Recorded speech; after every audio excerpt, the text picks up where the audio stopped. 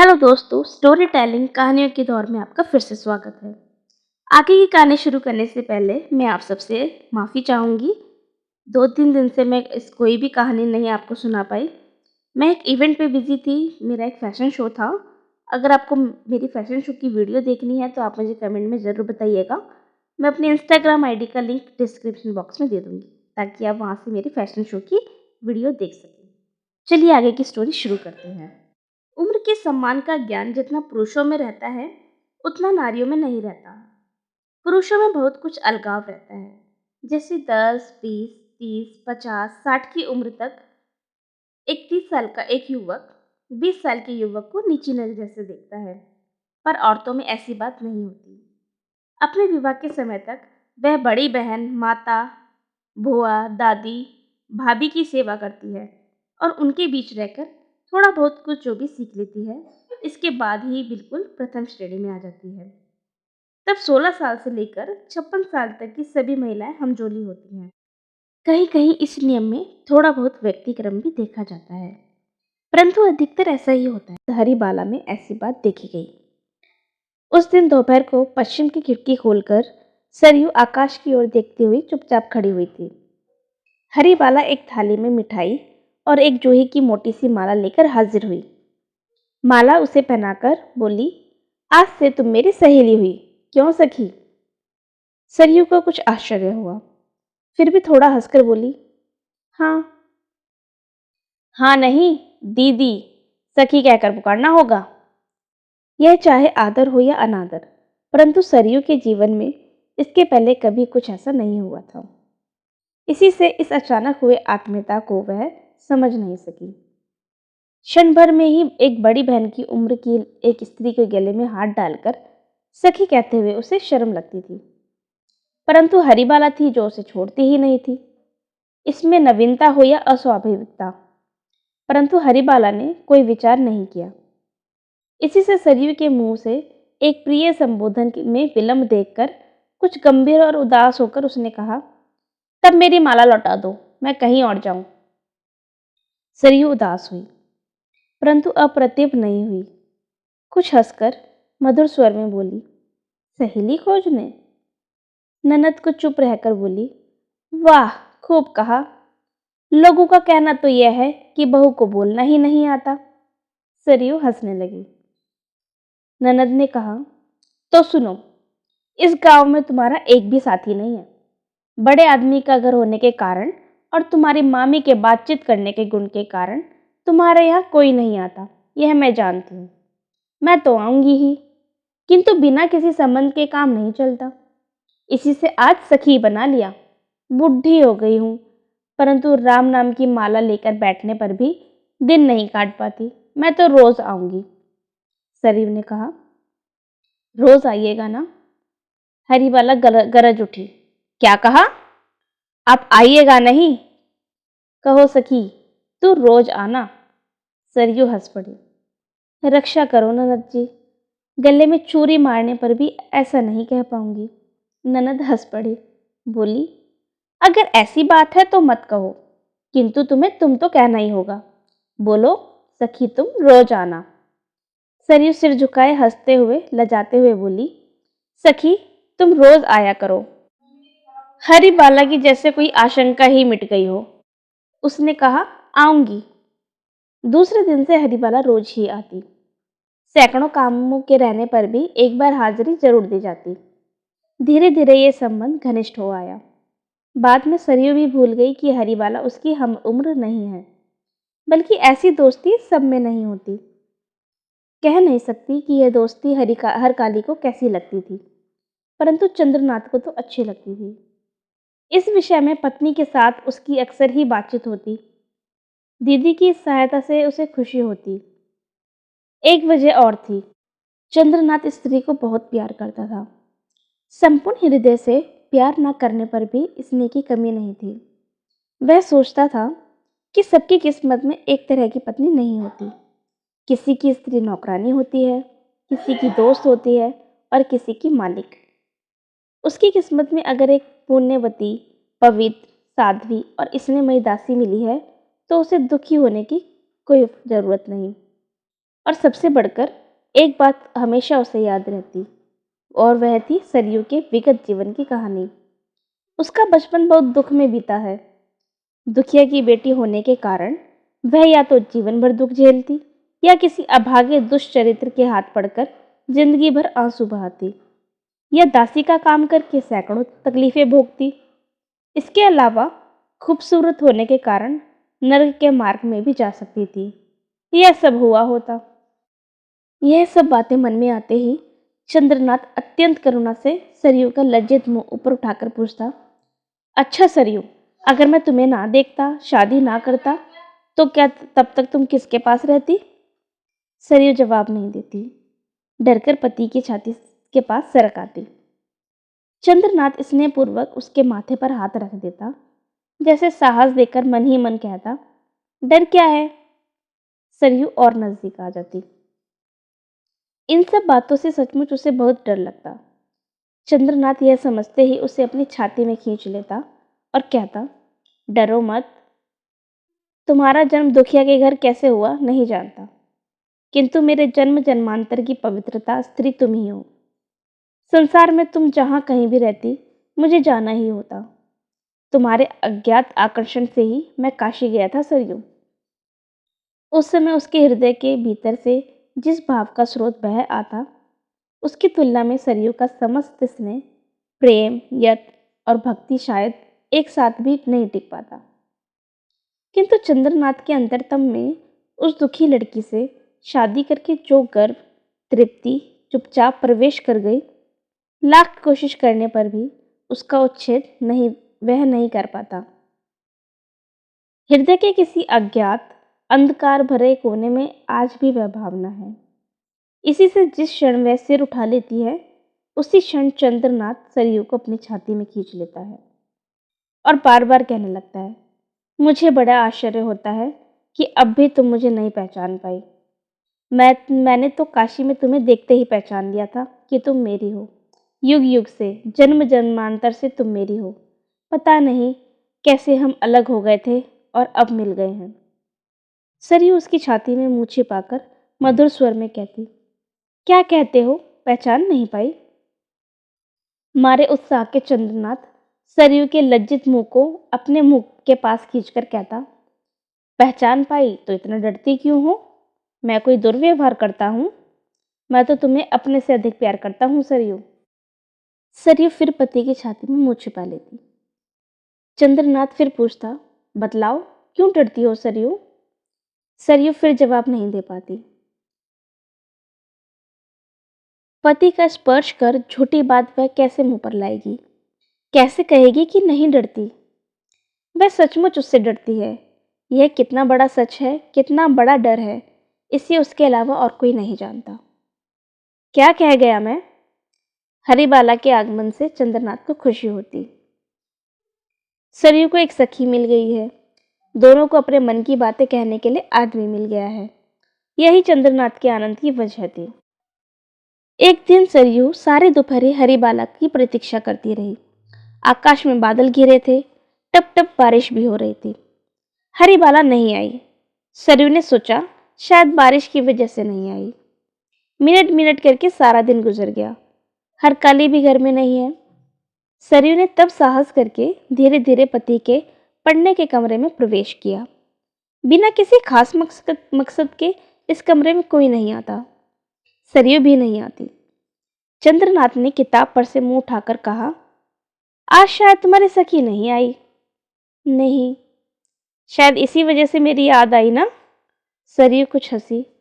मतलब ये है कि याद हमेशा आती है, परंतु हिम्मत नहीं होती। सरयू ने कहा, शायद पानी की वजह से नहीं आई। शायद नहीं, आज चाचा की छोटी बेटी निर्मला को आशीर्वाद दिया गया। शीघ्र ही शादी हो जाएगी। शायद दीदी वहीं गई होंगी। सरयू ने कहा, शायद हाँ। इसके बाद चंद्रनाथ कुछ देर चुप बैठा रहा। दुख होता है कि हम बिल्कुल पराये हो गए। मामी कहाँ हैं? शायद वह भी वही है। चंद्रनाथ चुप होकर सोचने लगा। सरयू ने धीरे धीरे पास आकर बैठकर कहा, क्या सोच रहे हो? चंद्रनाथ ने एक बार हंसने की कोशिश करते हुए कहा,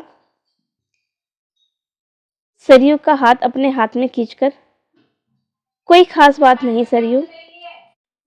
सोचता था कि शायद निर्मला की शादी है और चाचा ने एक बार भी खबर नहीं दी।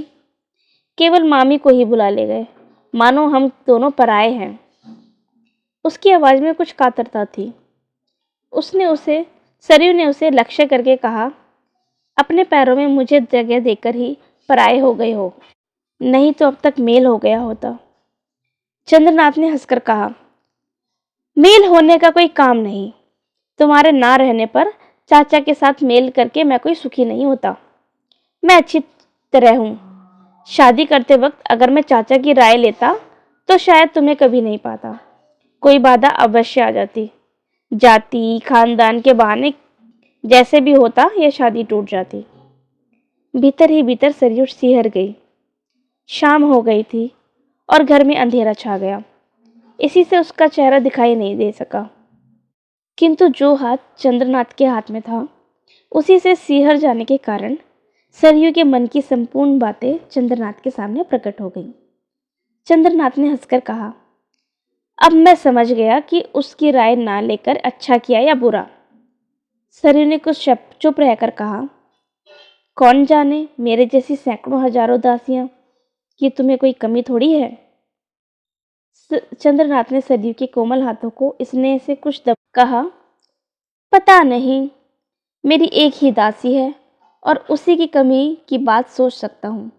इच्छा हो तो सैकड़ों हजारों की बात तुम सोचो। दूसरे दिन हरिबाला आई, किंतु चेहरे का कुछ भाव ठीक नहीं था। झट से गले लगकर उसने सखी सखी कहना शुरू किया। ताश खेलने के लिए भी उसने आज मना नहीं किया, मौन रही। सरयू ने कहा, कल सखी नहीं दिखाई दी। हाँ दीदी, कल बहुत काम था। उस घर में निर्मला की शादी है ना? सो तो सुन चुकी हूँ, सब ठीक हो गया? हरिबाला ने उस बात का जवाब ना देकर सरयू के मुंह की ओर देखकर कहा, सखी, एक बात सच बतलाओगी? कौन सी बात? अगर सच कहो तो पूछूं, नहीं तो पूछने का कोई फायदा नहीं। सरयू चिंतित हो गई, बोली, सच क्यों नहीं कहूंगी? देखो दीदी, मुझ पर विश्वास करती हो? क्यों नहीं? तो बताओ, चंद्रनाथ तुम्हें कितना प्यार करता है? सरयू कुछ लज्जित हो गई, बोली, बहुत दया करते हैं। दया की बात नहीं, बहुत ज्यादा प्यार करते हैं या नहीं? सरयू हंस पड़ी, बोली, बहुत तो देखिए, कम कैसे जानूंगी? सचमुच नहीं जानती? नहीं, सचमुच सरयू यह नहीं जानती। हरिबाला जैसे बड़े चक्कर में पड़ गई। सिर हिलाकर बोली, स्त्री नहीं जानती कि उसका पति कितना प्यार करता है, यही मुझे भय लगता है। हरिबाला का चेहरा शंकित था। यह देखकर सरयू भी शंकित हो गई। बोली, डर किसका? इसे किसी और दिन पूछना। इससे बड़ी ठुड्डी पकड़कर मधुर स्वर में बोली, इतना रूप, इतना गुण और इतनी बुद्धि लेकर क्या इतने दिनों तक घास काटती रही? सरयू हंस पड़ी। तब भी बात जाहिर नहीं हुई। हरिदयाल घोषाल को संदेह में प्रसन्नता थी। फटे पुराने कपड़े पहने थे पर भले आदमी की तरह दिखते थे और आज 2-3 दिनों से ब्राह्मणी सुलोचना देवी के साथ गुप्त परामर्श कर रहे थे। सुलोचना सोचती हरिदयाल यह नहीं जानता, किंतु वह जान गया था। आज दोपहर को दयाल ठाकुर और कैलाश चाचा बैठकर शतरंज खेल रहे थे। तभी आंगन में कुछ गोलमाल हो गया। कोई मधुर स्वर से कातर होकर दया की भीख मांग रही है, किंतु दूसरा कर्कश स्वर से बुरी तरह फटकार रहा है और धमकी दे रहा है। एक स्त्री है और एक पुरुष। दयाल ठाकुर ने कहा, काका, किसके घर गोलमाल हो गया? कैलाश काका ने कहा, किश्त संभालो बाबा जी। चुपचाप कुछ क्षण बीत गए। भीतर का झगड़ा बढ़ता देखकर दयाल ठाकुर उठ गए। काका, जरा बैठो, मैं देख आऊं। काका ने उसकी कमीज का छोर पकड़कर कहा, अब की मात। दयाल ठाकुर फिर बैठ गया, किंतु झगड़ा किसी तरह कम ही नहीं हुआ। तब दयाल ठाकुर उठ खड़ा हुआ, आंगन में आकर देखा सुलोचना उस आदमी के दोनों पैर पकड़े है। वह दबे गले से कह रहा है, मेरी बात मान लो, नहीं तो जो कहता हूं वही करूंगा। सुलोचना रो पड़ी, मुझे क्षमा करो, तुमने बिल्कुल सर्वनाश कर दिया। जो कुछ रह गया उसका नाश मत करो। उसने कहा, तुम्हारी लड़की बड़े घर में पड़ी है, 2000 रुपया नहीं दे सकती? मैं रुपया पाते ही चला जाऊंगा। सुलोचना ने कहा, तुम हो मत वाले दुष्चरित्र, 2000 रुपये तुम्हारे लिए कितने दिन के हैं? तुम फिर आओगे, मैं किसी तरह तुम्हें रुपए नहीं दूंगी। मैं शराब छोड़ दूंगा, व्यवसाय करूंगा और फिर कभी तुम्हारे पास भीख मांगने नहीं आऊंगा। सुलोचना ने उस बात का जवाब न देकर जमीन पर माथा पटकते हुए कहा, हाथ जोड़कर कहा, दया करो, रुपए के लिए मैं सरयू से अनुरोध नहीं कर सकूंगी। दयाल ठाकुर नजदीक आकर खड़े हो गए। यह किसी ने नहीं देखा। इसी से यह बातें जोर जोर से होती रहीं। दयाल ठाकुर अब पास आकर खड़े हो गए। सहसा दोनों चौंक गए। दयाल ठाकुर ने इस अपरिचित आदमी के पास आकर कहा, किसके हुक्म से तुम अंदर आए? वह आदमी पहले तो ठिठक कर खड़ा रहा, परंतु उसके बाद जब समझा कि आना ठीक नहीं हुआ, तब वहां से सरक जाने का उपक्रम करने लगा। जोर से उसको पकड़कर हरिदयाल ने तेज आवाज में कहा, किसके हुक्म से? उसके मुंह से शराब की बू आ रही थी और सर्वांग से नीचता और दुराचार टपकता था। दयाल ठाकुर ने घृणा से होठ काटकर उसी तरह तेज स्वर में पूछा, मैं पूछता हूं किसके हुक्म से? हुक्म कैसा? उस आदमी के चेहरे का भाव बदल गया। सहसा उसे कुछ याद आया हो कि अपनी प्रेमिका पर उसका जोर है और इसी घर पर उसका कुछ दावा है। दयाल ठाकुर इस तरह के जवाब से चिढ़ गया और क्रुद्ध होकर बोला, मतवाले बेटा, जानते हो तुम्हें अभी जेल भेज सकता हूं। उसकी हंसी उड़ाते हुए कहा, जानूंगा कैसे? दयाल ठाकुर मारने को उध हो गए। जानूंगा कैसे? चल बेटा, अभी पुलिस में दूंगा। उस आदमी ने थोड़ा हंसकर ऐसा भाव प्रदर्शित किया जैसे पुलिस में जाने से उसे विशेष आपत्ति नहीं है। कहा, अभी दोगे? दयाल ठाकुर ने धक्का देकर कहा, अभी।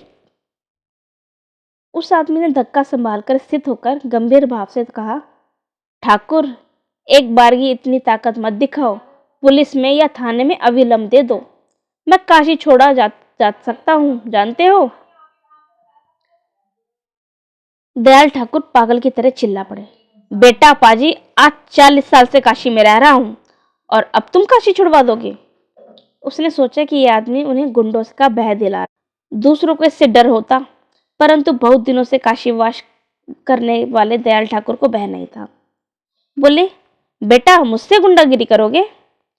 गुंडागिरी नहीं ठाकुर, गुंडागिरी नहीं, पुलिस में चलो, वहीं सब बातें खुलेंगी। कौन सी बात खुलेगी? जो जानता हूं, जिससे तुम काशी छोड़कर जाने का रास्ता नहीं पाओगे, जिससे मैं देश भर में लोग सुनेंगे और तुम जातिच्युत हो, अब्राह्मण हो। मैं अब्राह्मण? गुस्सा ना करो ठाकुर, तुम जातिच्युत हो। केवल यही नहीं, तुम पर विश्वास करके जितने भद्र संतान तुम्हारे पास आए हैं और इन 3 सालों में तुमने जितने लोगों को अन्न बेचा है, वे सभी जातिच्युत हो गए हैं। सबसे यही बात कहूंगा। दयाल ठाकुर डर गए। डरने की असल वजह जानने से पहले ही उनका उद्धत कंठस्वर नरम पड़ गया। फिर भी कहा, मैंने लोगों की जाति मारी है? हाँ, और साबित करने का भार मुझ पर है। ठाकुर ने नरम होकर कहा, कंठस्वर ढीला करके कुछ कहा, कौन सी बात, जरा बताओ तो बाबू। उस आदमी ने मधुर हंसी हंसकर कहा, अकेले में सुनोगे या 10-5 आदमियों को बुला लोगे? मैंने कहा, 2-4 आदमी को बुला लो। मोहल्ले के 2-4 आदमियों के सामने बात कहना ठीक होगा। दयाल ठाकुर ने उसका हाथ पकड़कर कहा, गुस्सा मत करो बाबू, अचानक मैंने गलती कर दी, बुरा मत मानो, आओ घर चलो। उसने कहा, सुलोचना, जिसके हाथ से आपने अपना भोजन तैयार करके खाते हो, उसे आपने कहाँ पाया? यही पाया है, दुखी लड़की है, इसी से आश्रय दिया। ठाका वाले आदमी को भी आश्रय दिया था, परंतु उसकी बांस छोड़िए, किंतु वह किस जाति की है इसका भी पता लगाया? दयाल ठाकुर का संपूर्ण मुखमंडल एक बारगी लाल हो गया। उन्होंने कहा, ब्राह्मण कन्या, विधवा और शुद्धाचारिणी, इनके हाथ के भोजन में दोष क्या? ब्राह्मण कन्या और विधवा की बात तो ठीक है, किंतु अगर कोई कुल त्याग करके चली जाए तो क्या उसे भी शुद्धाचारिणी कहते हो? कहीं उसके हाथ का खाया जाता है? दयाल ठाकुर ने जीभ काटकर कहा, शिव शिव शिव, तब कैसे खाया जा सकता है? वही तो, 15-16 साल पहले 3 साल की लड़की अन्य 5 लोगों का सर्वनाश कर दिया। सबूत? सबूत तो है ही, उसकी चिंता मत कीजिए। जिसके साथ इसने कुल त्याग किया वही पुराना प्रेमास्पद राखाल भट्टाचार्य अभी जिंदा है। दयाल क्षण भर के लिए उस आदमी की ओर देखता रहा। उसके मन में आया जैसे इसी का नाम राखाल है। बोले, तुम ब्राह्मण हो? वह आदमी अपनी मलिन कपड़ों के भीतर से उससे भी मलिन जनेऊ निकालकर हंसकर बोला, नहीं, ग्वाला। दयाल ने सरक कर बैठते हुए कहा, तुम तो बिल्कुल चमार जैसे लगते हो। खैर, नमस्कार। वह आदमी गुस्सा नहीं हुआ, बोला, नमस्कार। आपका अनुमान गलत नहीं है। मुझे चमार भी कहा जा सकता है और मुसलमान भी, कब्रिस्तान भी कहा जा सकता है। मैं जाति पाति में नहीं मानता, मैं तो परमहंस हूं। तुम बड़े पाखंडी हो, उसने कहा। मुझे इसी बात की याद दिलाने की जरूरत नहीं।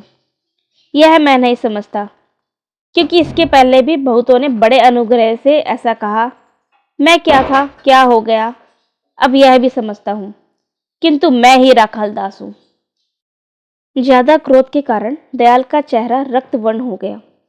किसी तरह भाव दबाकर उसने कहा, अब क्या करना चाहते हो? सुलोचना को ले जाओगे? जी नहीं, इससे आपको खाने पीने में तकलीफ होगी। मैं इतना कृतज्ञ नहीं हूं। जी दबाकर दयाल ने यह परिहास भी सह लिया। इसके बाद बोले, बाबा, आखिर चाहते क्या हो?